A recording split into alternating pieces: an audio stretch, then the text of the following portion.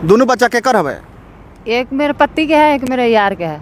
एक बच्चा आपका यार का है, हाँ। एक बच्चा आपके पति का है। हाँ। कौन सा बच्चा आपका यार का है?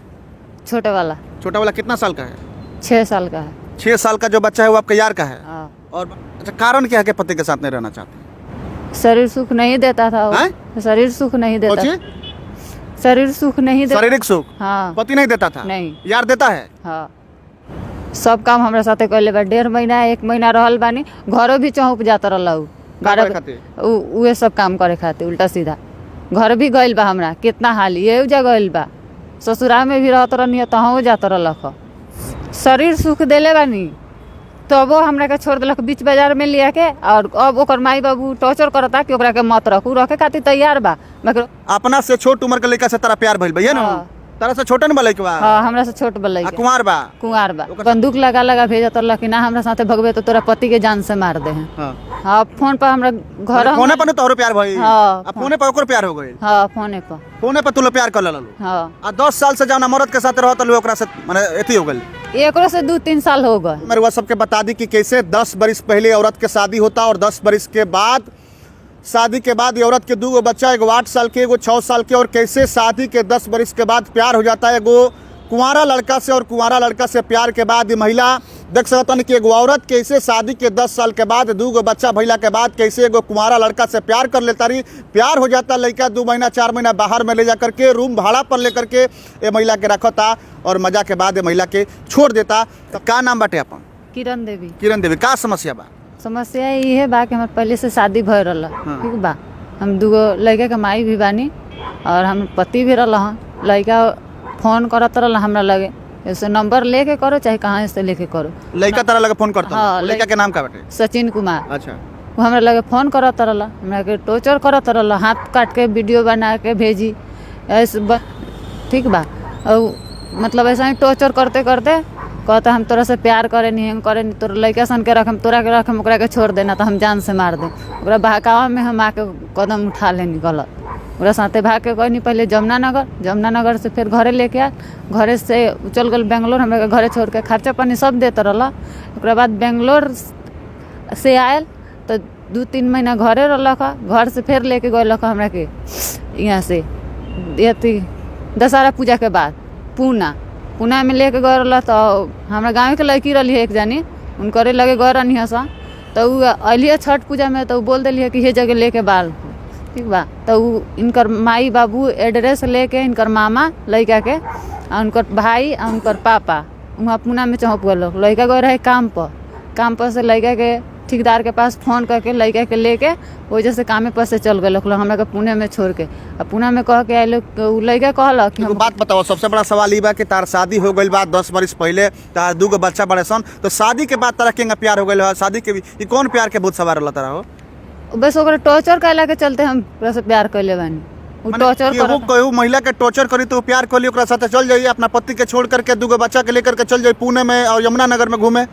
ये तो गलती भइल बा सर, गलती भइल बा हमरा सम्मान सकता नहीं। फिर भी उनकर मम्मी भाई उनकर मामा कुंवार नहीं खुनु? हाँ, ई तो शादीशुदा रहलू हनु? कुंवार रहतू तो कोनो बात ना रहल। तो शादीशुदा बाड़ू, 2 बच्चा बड़े सतार, एगो 8 साल के बेटा बा, एगो 6 साल के बेटा बा। बेटा ना बेटा दोनों। बेटा बेटी दोनों बड़े सनु? एगो बेटा बा एगो बेटी बा। और बेटा बेटी के रहते हुए 10 साल पहले शादी भइल, पति के रहते हुए तू तारा प्यार हो गइल, इश्क हो गइल, तू भाग गइल ओकरा साथे घर से? हाँ हम भागल बानी ओकरा साथे। उल्टा सीधा हमरा साथे काम भी कैले बारह, लेके सुतल बैठल बारह, सब कुछ कैले बारह हमरा साथे, कार छोड़ देले बारह। तो मैंने तारा के कहतर कि लेके सुतल बड़े, उठल बड़े, बैठल बड़े, तो शादी के बाद अपना पति के छोड़ के तू गैर एगो जौन की बिना शादीशुदा के लड़का बा, कुंवारा लड़का बा, तो ओकरा साथे सुतल बाड़ू, उठल बाड़ू, बैठल बाड़ू, एकर जिम्मेवार तो तू ही बाड़ू। हाँ एकर जिम्मेवार हम बानी। फिर उ कहले बा तब तक काम कैले बानी ना। उ रखे के वादा कैले बा हमरा से, हाथ में हाथ डाल के वादा कैले बा, अदी भी कैले बा, सब कुछ कैले बा हमरा साथे। अब का चाहता रू मने? हम ओकरे पर रहे। ओ लड़का के कहाँ राखी ओकरा? घर वाला तो तारा के मारत पीट भगावत हो जैसे कोई के रहबू तो जी? घरे अपना मत रखो, हमरा के ले चल के बाहर में रखो। ओकरे ऊपर रहबू? हाँ ओकरे पर रहे। पहिलका मरद के ऊपर ना रहबू? ना हम पहिलका के ऊपर ना रह। पहिलका मरद के सब छोड़ दहलू? साफा छोड़ देनी। काहे छोड़ दलू पहिलका मरद के? पहिलका मरद के लगे जा ओकरा लगे रह।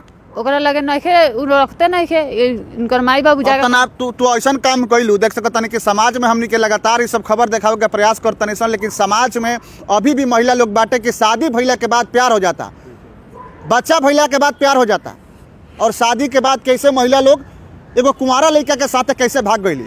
शादी भइला के बाद 2 गो बच्चा भइला के बाद 10 बरस पहले इनकर शादी भइल, भाग गईली, भाग के यमुना नगर में पुणे में जाके ऐश कैली। ओकरा बाद से अब कहत तरी कि तू ही राख, अब ना रखी का करबो तू? तार पहिलका पति तब रखत नहीं खे ना पहिलका नइखे रखत, और यार तहार रखत नहीं खे। हाँ इहो नइखे रखत। ई रखे खातिर राजी होता, ओकरा घर के आ गाँव के लोग दबाव देता। लड़का रखे के राजी बा? हाँ लइका रखे के राजी बा, बाकी ओकरा घर के लोग दबाव देता, गाँव के लोग दबाव देता। अगर तहार यार लड़का देखता, अगर तहार यार देखता वीडियो, तो यार से का कहबू अपना? का कहम कि हमरा के रख, हेमे देख के कह कहम कि हमरा के रख, जंग ले गइल बारे, जंग वादा कइले कि हम जिंदगी भर रखे, मंग रख हमरा के। नहीं के फोन करलन तो हम पूछनी हेलो के, आ तो हम सचिन बोलतन, हम कहनी केकरा से बात करे के बा, आ तो तोहरे से बात करे के बा, तहरा से प्यार हो गइल बा। हम कहनी ई कौन सा प्यार हटे कि फोन कहनी है कहतनी प्यार हो गइल बा, आ तो ना हम तार फोटो देख ले बानी तबे से तहरा से प्यार हो गइल बा। हाँ हम कहनी कि ना ई सब ना होला, अपना माई बाबू से बात कराई, या तो माई बाबू के रखे के बा कि हमरा रखे के बा, हमरा रखे के बा, हमरा पर राजी होकर। ओकरा बाद हम ना करी तो टॉर्चर करे लगा, हाथ काट के वीडियो बना के भेजो। माने केतनो हाथ अपन नु काटस, तहार हाथ ना नु काटस। फिर पति के भी धमकी देस कि तोरा पति के जान से मार दे। माने कहते ला मुआ देते, पति के मुआ देते, पूरा जवारे के मुआ देते। वो अभी भी कहेला कि हमरा साथे ना रह ये तो हम मार देम जान से, भी कहले बारनु ते हमरा साथे ना रहबे तो हम तोरा पति के जान से मार दे। बताओ समाज के लोग देखी, समाज में का मैसेज जाए कि शादी के बाद 2 गो बच्चा भइला के बाद तारा यार से प्यार हो गेल, फोनो पे प्यार हो गेल तारा हो। शरीर सुख ना देत रहलन हमरा के, हमरा सब सुतत बैठत ना रहलन। के सुतत बैठत ना रहल? सही से मतलब ना रहलन के हमर पति, पहिलका पति। हाँ तार के माने शारीरिक सुख ना मिलता ना, ऐसे तू जौन बात उनकी इनका से प्यार कर लेलू, हाँ फोने पे प्यार हो गई। हाँ फोने पर, तो ई तरह के देत रहलन सब सुख? हाँ ई देत रहलन, हैं ई सब कुछ देत। माने पति से सुख ना मिलल तब यार से सुख मिलल ह। हाँ माने यह ना बात देख सकतन कि समाज में कैसन सिस्टम चलता, पति से इनका सुख ना मिलल, पति इनका के खुशी ना दे पौलस, तो इनका प्यार हो गई फोन पर, यार से प्यार हो गई, अब वो तो भाग गई, अब का करबू? उ रखिए भाग के कहाँ जे हैं उ रख। तू अपन कितना गलती मानत तारुए में? दोनों आदमी के गलती बाटे, हमरो गलती बा, उनकरो गलती बा। पहिलका पति के लग ना रहबू? ना पहिलका के लगे ना रहे, एकरा लग रहबू? हाँ एकरे लगे रहे। हम इज्जत भी ओकरा साथ में सौंप देले बानी अपन। अच्छा एगो बात बताओ, तू थाना में काहे नहीं गुजर? थाना में गए रहलू ह? थाना में गए रहनी है, थाना का कहता? थाना कहता कि उ लड़का कम एज के बा। लड़का कम एज के बा? हाँ। तो तारा तो तहार कितना उम्र बाटे? हमार 24 तार 24 उम्र बा हो? 24 से ज्यादा होई ना, 24 24 पास तार 24-25 उम्र बा। 24 आ वो लड़का के उम्र कितना होई? 17-18 साल? ना 18 साल उम्र बा? 19 शादी नहीं भाई? ना शादी नहीं के बा। अच्छा एगो बात बताओ सही में कि तहार शादी हो गई, पति के साथ ठीक से रहतू, तो हई फोन पर प्यार त्यार कर लेलू, प्यार त्यार कऽ के जहाँ बुला के लेके गइल, भाग गइल, तू कितना दिन रहलू ओकरा साथे पुणे में? पहले जमुनानगर में 1 महीना रहल बानी, अब पुणे में 1.5 महीना रख ले। पति के लगे काहे न रहतलू? एक बाइक हमरा के सुख ना देत रहला, हैं? पति सुख ना देत रहला पति सुख ना देतल? ना, अच्छा हई यार के संग भागल रहलू? ई सुख देत रहला, के? अच्छा से रखत रहला।